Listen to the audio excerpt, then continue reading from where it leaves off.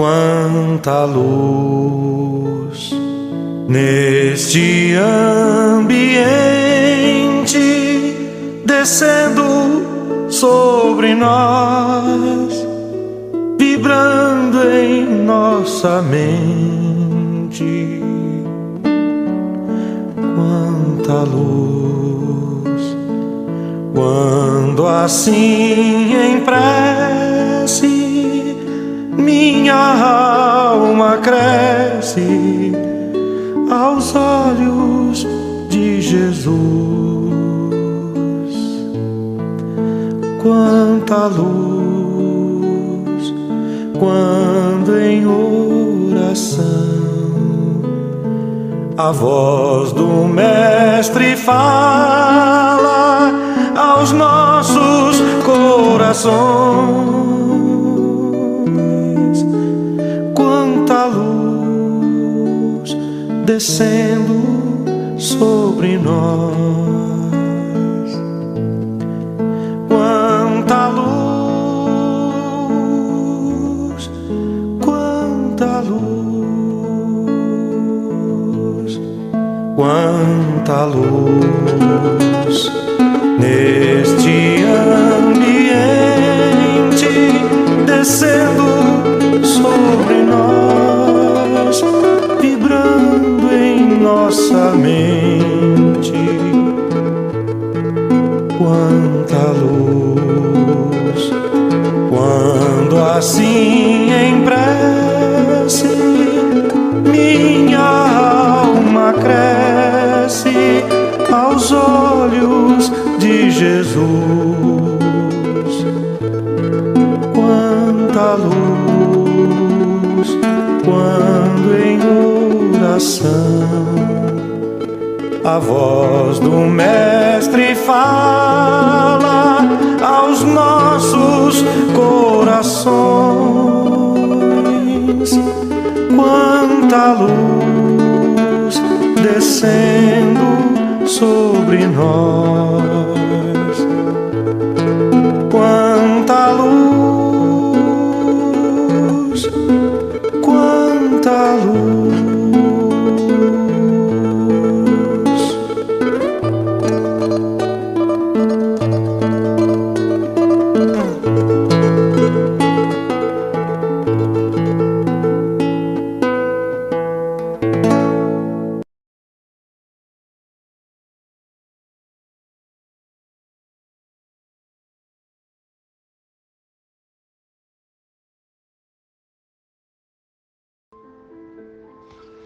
Boa tarde, queridos amigos.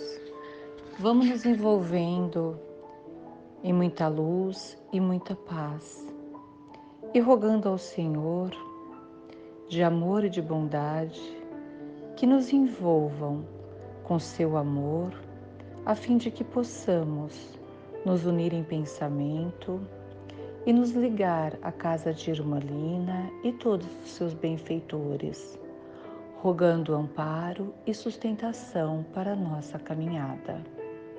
E é com muita alegria e saudades que envolvemos o nosso companheiro Senhor Júlio em muita luz e paz, para que nos traga as reflexões da tarde. Graças a Deus. Boa noite, queridos irmãos do Centro Espírita Irmã Lina. Vamos estudar hoje mais um trecho dos Evangelhos. Trata-se do que nos escreveu Marcos, em capítulo 1, versículos 29 a 39. Também reproduzido em Lucas, no capítulo 4, itens 38 a 44. Esses estudos são importantes para quem deseja encontrar o caminho para o reino de Deus. Tem uma citação na epístola dos Coríntios, na primeira epístola, no capítulo 2, item 9, o que diz ali me deixa bastante emocionado e com vontade de estudar cada vez mais os evangelhos de Jesus. Diz Paulo nessa epístola: os olhos jamais viram, os ouvidos jamais ouviram, e jamais penetrou no coração do homem o que Deus tem preparado para aqueles que o amam. Veja bem, então, o estudo dos evangelhos é justamente para a gente aprender a amar a Deus. Jesus nos falou: eu sou o caminho, a verdade e a vida. Ninguém vai ao Pai a não ser por mim. Qualquer caminho é apenas um caminho e não constitui insulto algum a gente abandoná-lo, quando assim ordena o nosso coração.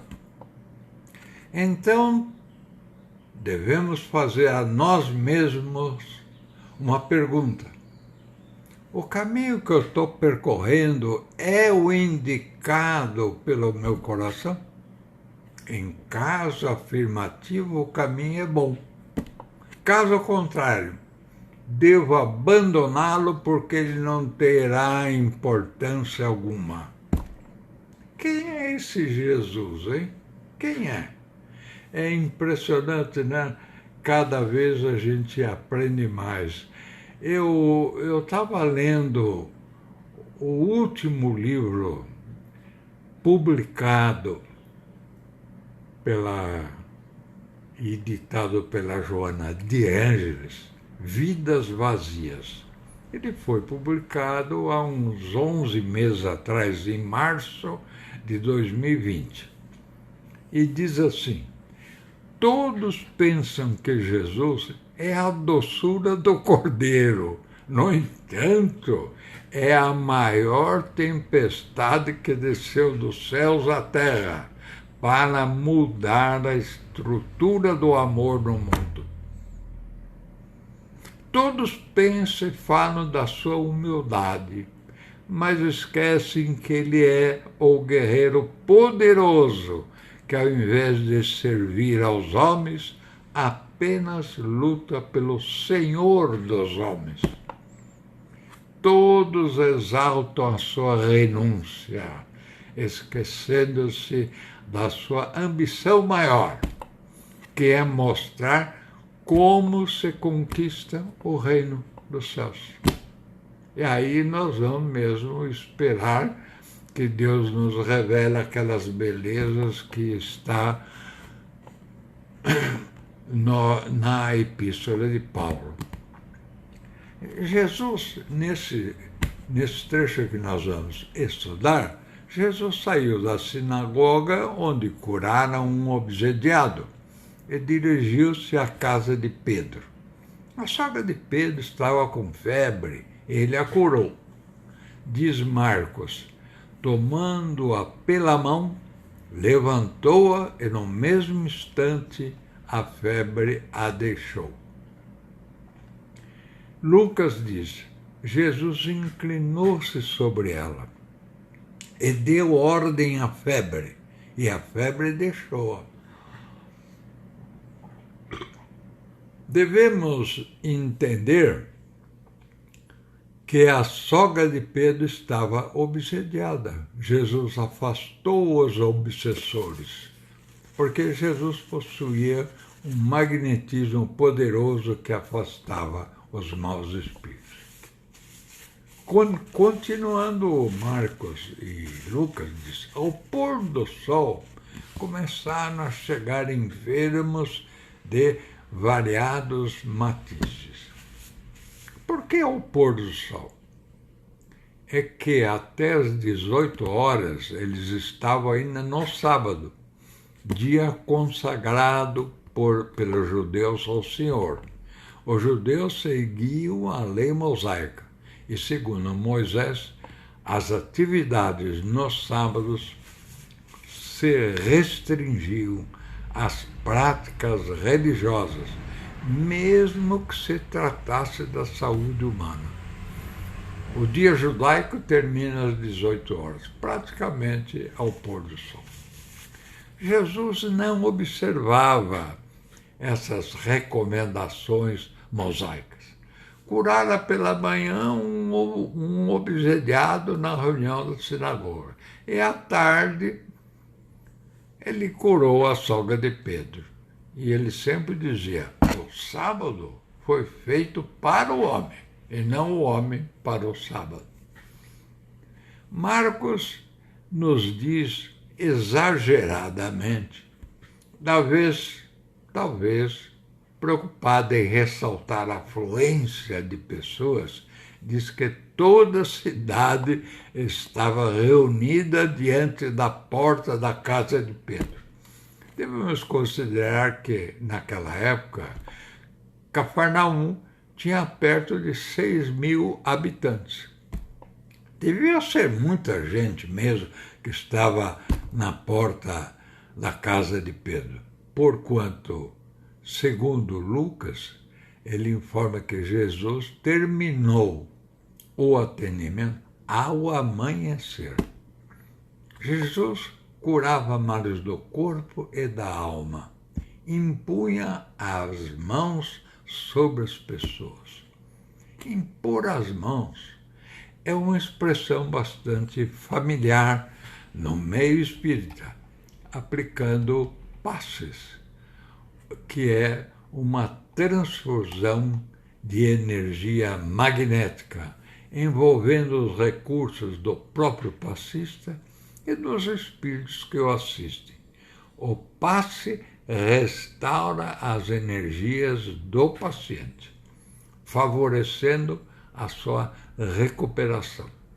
Os problemas, as tensões, as ansiedades, os temores que caracterizam a existência humana podem produzir um esvaiamento energético ou um envenenamento das energias magnéticas, tornando a pessoa vulnerável às influências do meio em que vive, tanto materiais como espirituais.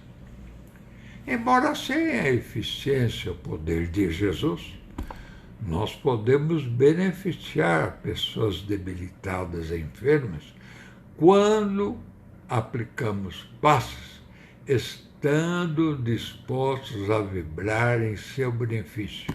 E para isso nós temos que usar 3 recursos.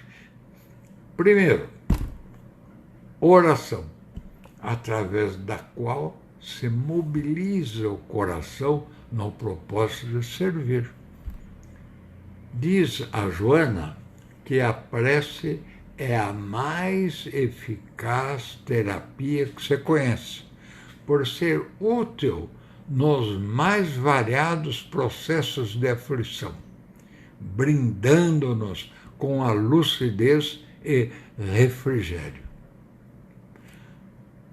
O segundo recurso é usar a mente, sempre em sintonia com as fontes celestes superiores.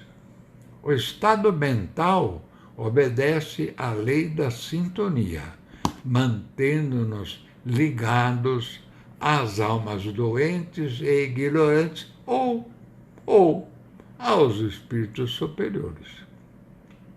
O terceiro recurso é usar as mãos, que nós as usamos para exteriorização do nosso magnetismo, que pode ser curador. A oração, o que é essa oração que todo mundo fala, né? O texto em estudo nos ensina que Jesus, após atender as inúmeras criaturas, logo ao amanhecer, quer dizer, ele trabalhou a noite toda, Jesus afastou-se, dirigindo-se a um local deserto e pôs-se a orar. Essa situação demonstra a imensa importância da oração, que é o momento de restaurar energias e a comunhão com o Pai. Até Jesus precisava disso. Há duas maneiras de orar. Duas maneiras. A primeira é a mais simples. Envolve grupos de pessoas que entoam hinos, fazem rezas, rezam mantras. É a repetição dessas palavras, às quais as pessoas atribuem poderes mágicos, em murmúrios, cânticos, e cria mesmo um campo vibratório que produz bons resultados. A experiência tem demonstrado que os católicos que rezam o terço, os evangélicos que cantam hinos, os hindus que repetem mantras, sentem-se bem. Experimentam até alguma euforia quando fazem grupos, cultivando uma exaltação da fé. E momentaneamente adquirem a paz. A segunda, muito mais importante, é feita na solidão, no silêncio de local ermo. Nós conversamos com Deus como filho que busca confiante a ajuda do Pai. Diz a Joana, quando alguém assim ora, desloca-se mental e emocionalmente dos estreitamentos das emoções que o sofrimento impõe, permitindo-se alcançar as regiões felizes, onde aure energias portadoras de forças que regularizam os distúrbios afligentes. Essa oração exige o silêncio, não apenas exterior, mas também na intimidade da alma, dando trégua aos desejos e interesses humanos, para que possamos ouvir o Senhor dentro de nós. Há uma grande diferença entre ambas.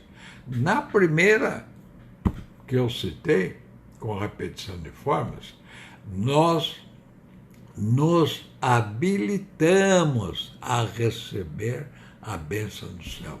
Sentimos-nos confortados, mas de duração efêmera. Logo nos acomodamos novamente às nossas tendências e desajustes. Na segunda maneira, que é uma introspecção, no empenho de mobilizarmos a mente buscando a sintonia com o Pai, nós é que nos elevamos ao céu. Não é que nós recebemos aqui embaixo as bênçãos de Deus. Nós nos elevamos ao céu, onde Deus habita. Pairamos acima das fragilidades humanas, fortalecendo-nos para lutar contra elas.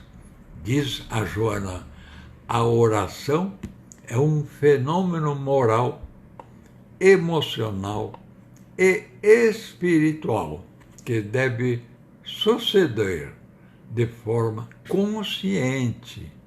É o grito da fé, da alma necessitada, buscando apoio em Deus.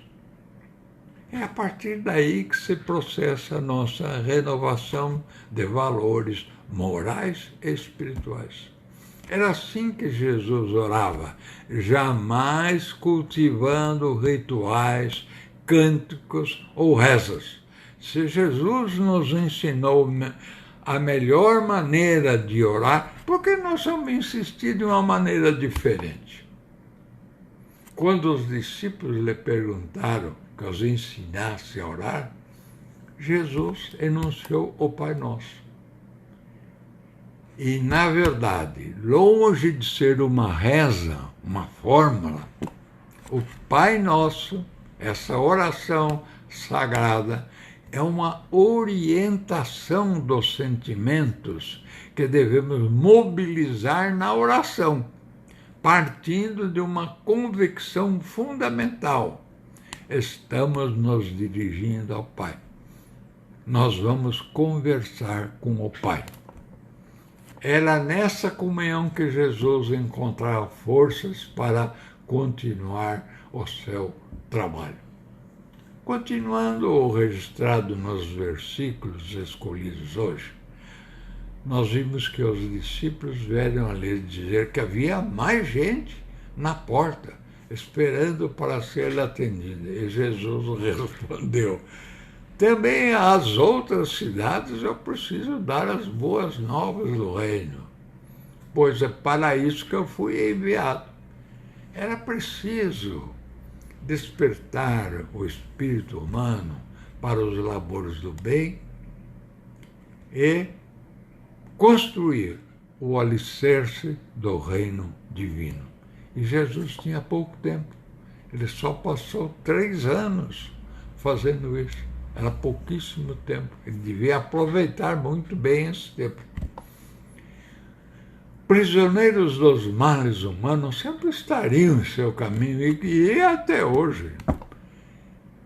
E ele os atenderia, mas era preciso priorizar a divulgação da mensagem libertadora. É o que nós estamos fazendo agora. Alguns dias depois, ele estava à margem do Tiberíades, quando se viu cercado pela multidão. Tiberíades, nós sabemos que é um lago existente na Galileia e que tinha aquelas cidades que eram prioritárias para Jesus. Jesus ficou bastante tempo percorrendo essas cidades ao redor do lago Tiberíades. Todos queriam vê-lo, ouvi-lo, tocá-lo, receber suas bênçãos. E Emmanuel, naquele livrinho Caminho, Verdade e Vida, no capítulo 38, ele fala uma coisa muito interessante. O mestre incluía no ato de pregar todos os gestos sacrificiais de sua vida. Ele ensinava, mas exemplificava. Toda dissertação moldada no bem é útil, e por isso ele comentava a necessidade do amor para a solução de nossos problemas. Aprender a amar é tudo o que necessitamos para entrar no reino do Pai. E amor. Emmanuel nos fala assim: o amor está no ar. Devemos sentir o seu calor, sua alegria e a liberdade que ele nos traz. O amor é um estado interior do espírito. Se expressa de 1000 maneiras, e umas pequenas também. Está na natureza em todo lugar, como o ar que respiramos, mas temos que estar alertas para podermos apreciá-lo plenamente. O amor começa pequeno, como uma sementinha. Quando encontra terreno propício, ele vai crescer mais e mais. Devemos manter a energia do amor fluindo, fortalecendo as pessoas carentes, como o amor do Pai para conosco, que ultrapassa toda a nossa compreensão. Continua Emmanuel, diz: aprendamos a sentir com amor, a fim de pensarmos com justiça e falar para o bem. E nos eduque para a extinção das trevas, porque só o amor dispõe de luz bastante para clarear o presente e santificar o porvir. Entrando no barco de Pedro, pediu a Jesus que Pedro se afastasse um pouco da praia, guardando alguma distância, a fim de que pudesse falar sem ser perturbado pelos mais afoitos. Há um sentido simbólico no termo barca. O que é barca, evangelicamente falando? Barca é o lugar do nosso destino. Nós precisamos deixar Jesus entrar em nossa barca e que Ele conduza a nossa barca, porque Ele sabe conduzi-la com proficiência e sabedoria. Terminada a pregação, Jesus pediu aos discípulos que tomassem os seus barcos e fosse para o mar alto, onde ele recomendaria onde jogar as redes. Para a surpresa deles todos, eles tinham trabalhado a noite toda, sem nada apanhar. E aí o Emmanuel, no livro Pão Nosso, no capítulo 21, nos esclarece: a maioria das criaturas mantém-se desoladas pelos infortúnios da vida. Essas horas amargas pertencem a todas as criaturas mortais.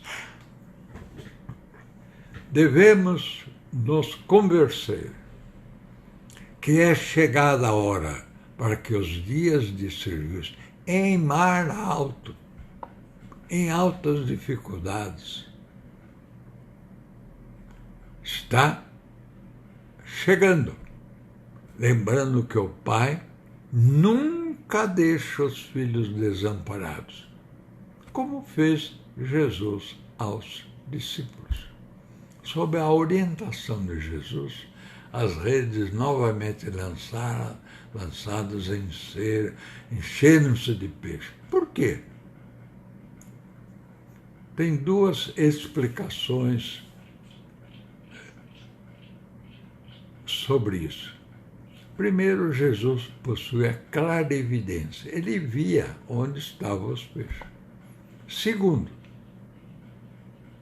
Jesus possuía psicocinesia, que é a capacidade de atuar mentalmente sobre os seres.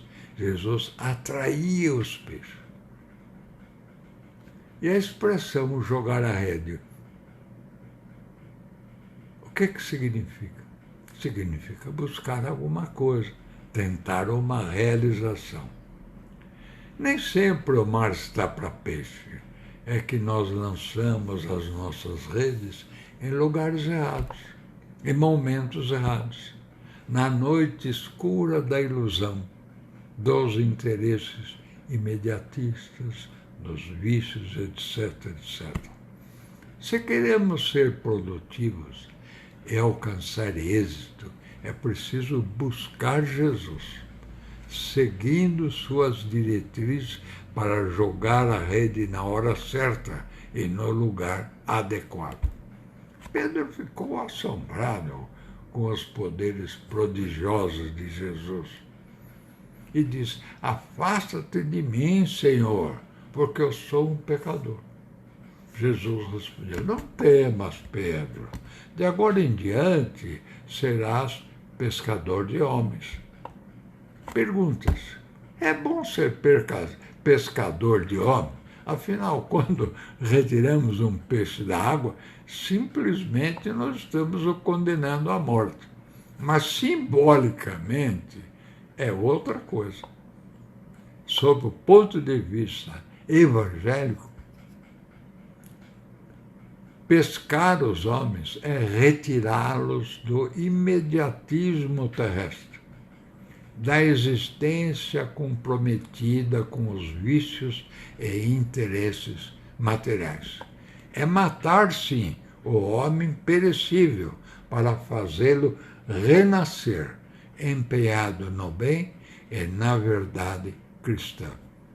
Meditemos em um outro detalhe interessante. Até então, Pedro chamava de mestre. E depois, daí em diante, ele começou, só falava com Jesus, chamando de Senhor. Por que será? Por uma coisa muito simples. Mestre é aquele que ensina. Senhor é aquele que conduz.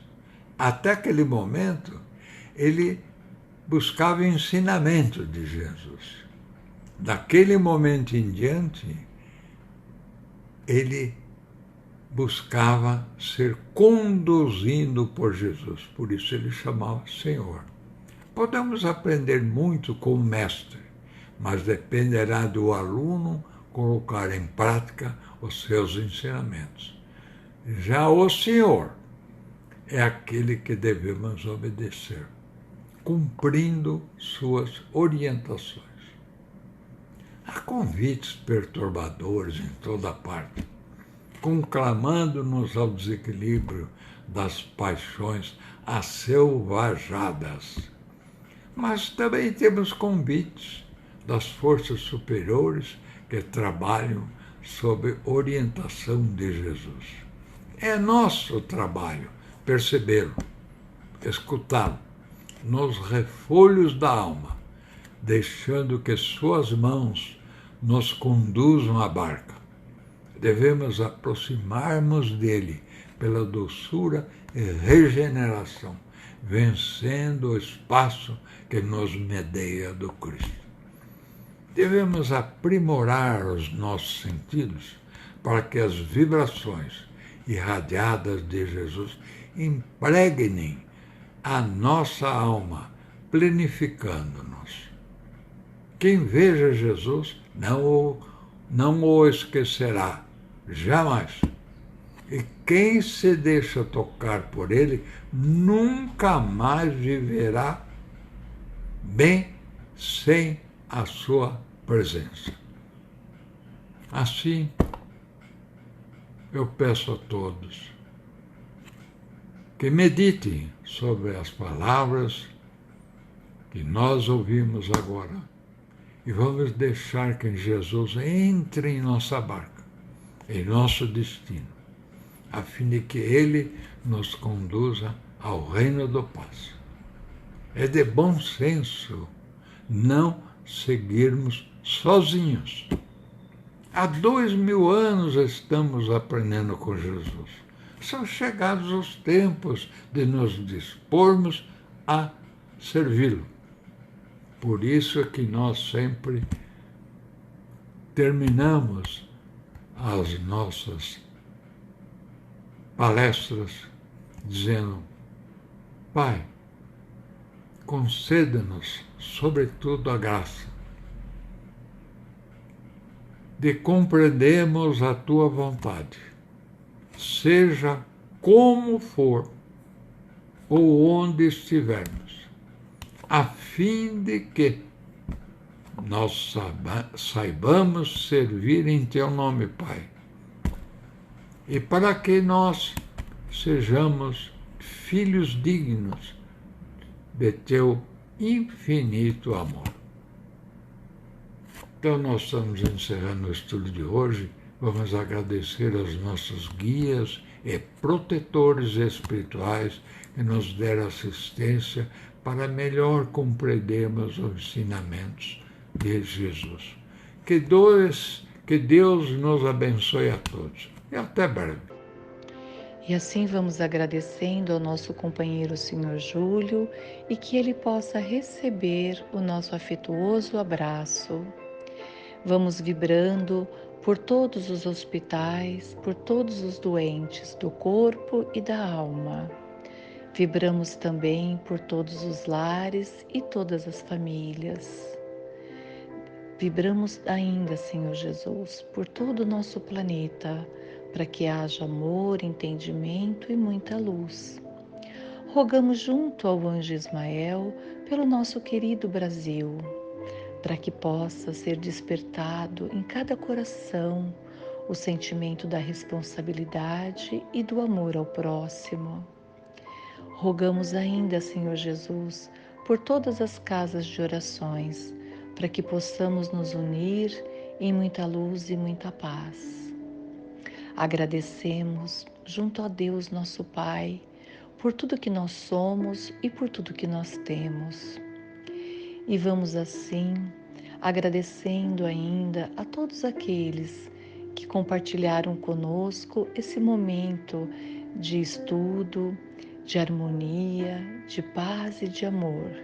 E que esse momento possa nos servir de apoio e de sustentação durante toda essa semana. Muito obrigada a todos e que tenham uma excelente semana. Muita luz e muita paz. Graças a Deus.